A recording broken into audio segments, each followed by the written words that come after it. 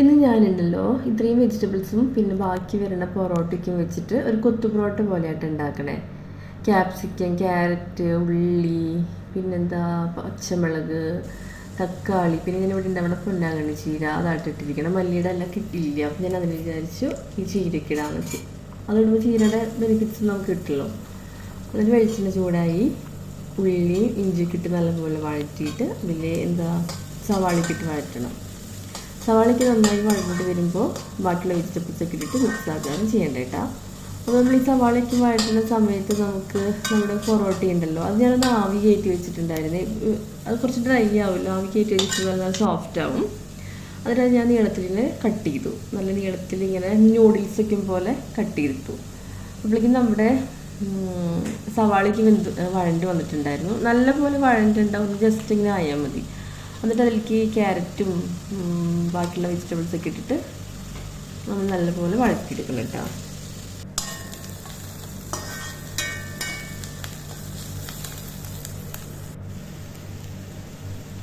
ഈ സമയത്ത് നല്ലപോലെ വഴണ്ടി വരട്ടെ. എന്നിട്ട് നല്ലപോലെ വഴണ്ടി വരുമ്പോൾ അതിലേക്ക് നമുക്ക് ക്യാപ്സിക്കവും തക്കാളിയൊക്കെ ഇട്ടിട്ട് നല്ലപോലെ ഒന്ന് നല്ലപോലെ മിക്സ് ആക്കാം.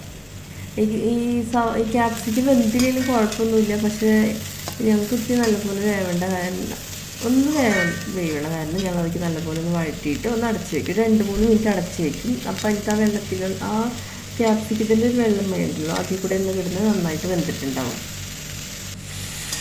ഇതൊക്കെ അവിടെ നന്നായി വഴറ്റേ കേട്ടോ.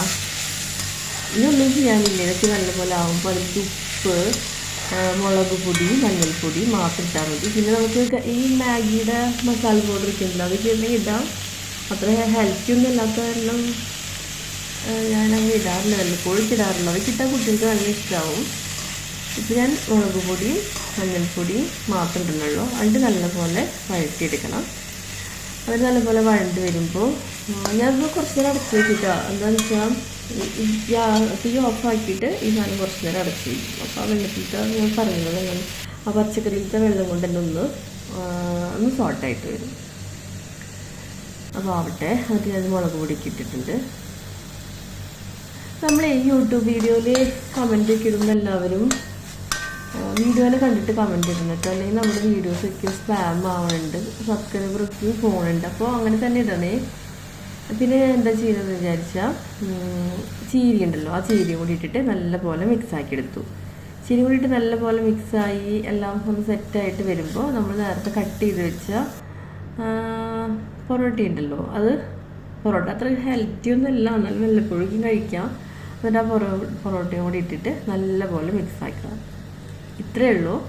ഇതിൽ നമുക്ക് വെജിറ്റബിൾസ് ഇടാം, പിന്നെന്താ ചീര അത് ഇട്ടിട്ടുണ്ടല്ലോ അല്ലേ, പിന്നെ കോഴിമുട്ട ഇടാം, കോഴിമുട്ട സ്ക്രാമ്പിൾ ചെയ്തിടാം, പിന്നെ കോഴിമുട്ട ഓംലെറ്റ് പോലെ ഉണ്ടാക്കിയിട്ട് ഈ പൊറോട്ട പോലെ തന്നെ നീളത്തിൽ കട്ട് ചെയ്തിട്ട് അങ്ങനെ ഇടാം.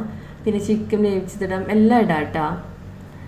അങ്ങനെ നമ്മുടെ കൊത്തു പൊറോട്ട ശരിയായിട്ടുണ്ട്. ഞാനിതിന് എഗ്ഗ് വെച്ചൊന്നും ഡെക്കറേറ്റ് ചെയ്യാം. വീഡിയോ ഇഷ്ടമായ എല്ലാവരും ലൈക്കും കമൻറ്റും തരണം.